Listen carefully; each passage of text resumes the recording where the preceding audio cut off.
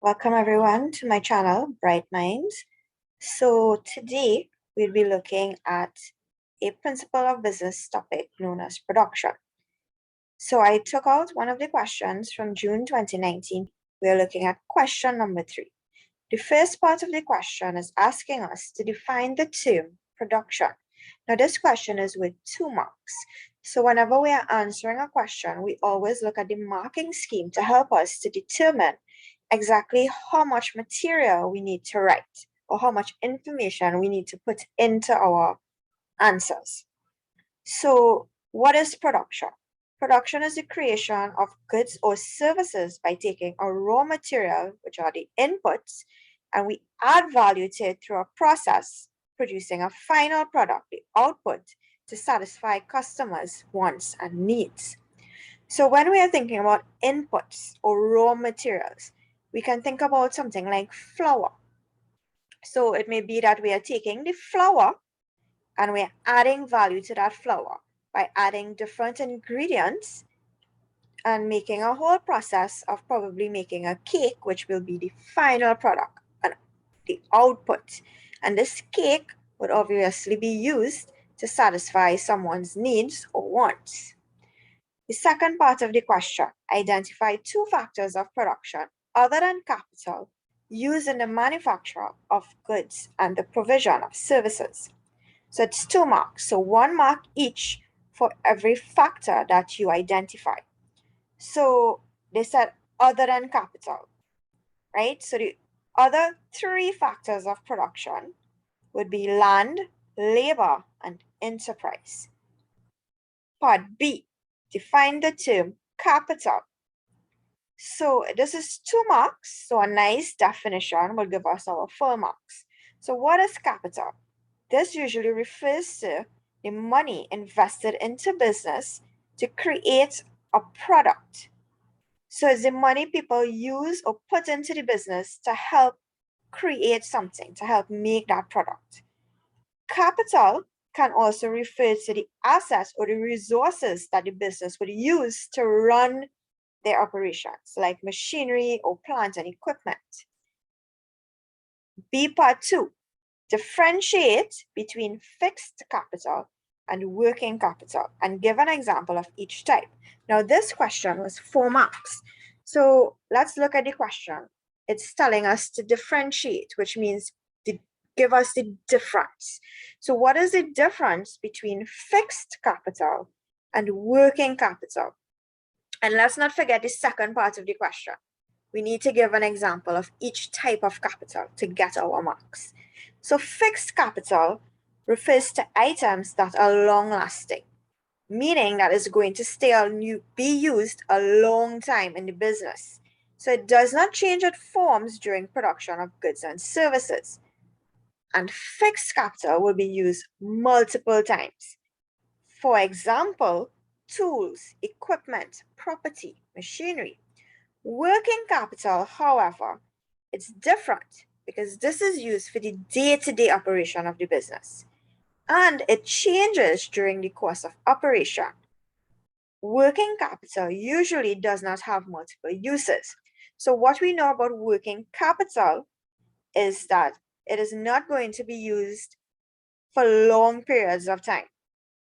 All right, and when you are going to use this type of capital, it's going to change, right? So that's the main difference between fixed capital and working capital.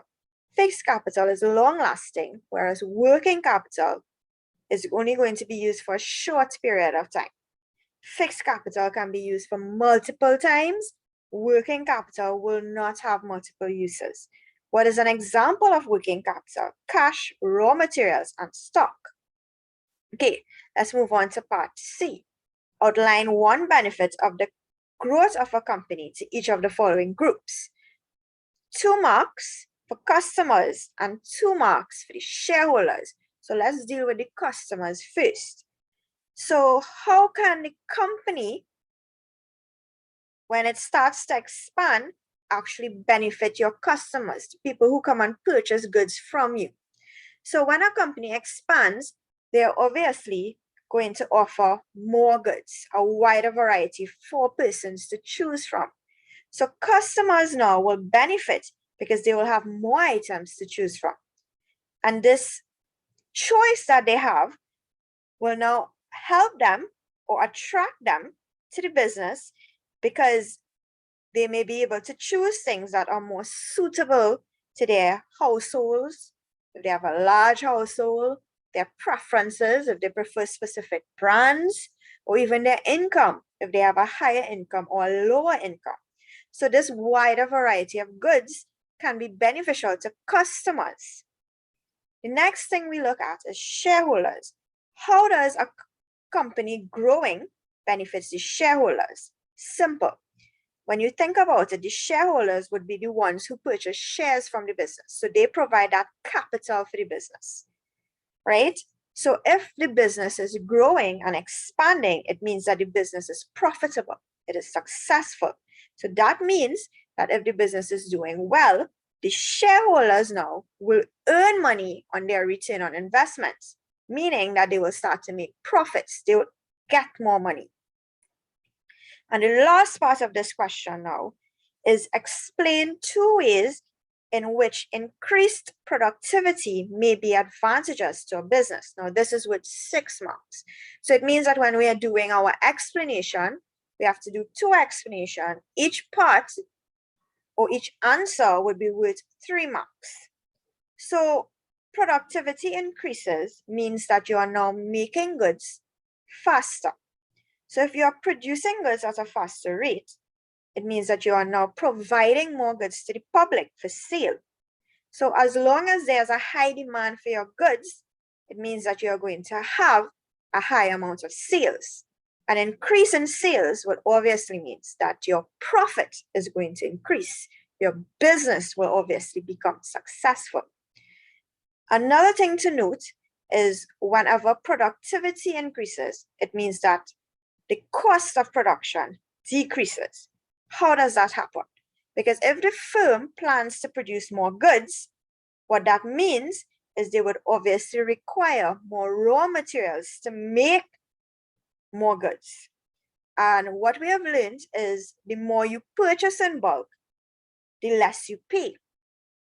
So the firm now will start to experience economies of scales, meaning that they're going to find their raw materials becoming cheaper. So their cost of production will go down. If their cost of production goes down, it means that they're able now to sell these goods to their customers at cheaper prices. And their customers will now purchase more from them, which would now lead to an increase in sales and an increase in profits. All right, so that's the question we are looking at today.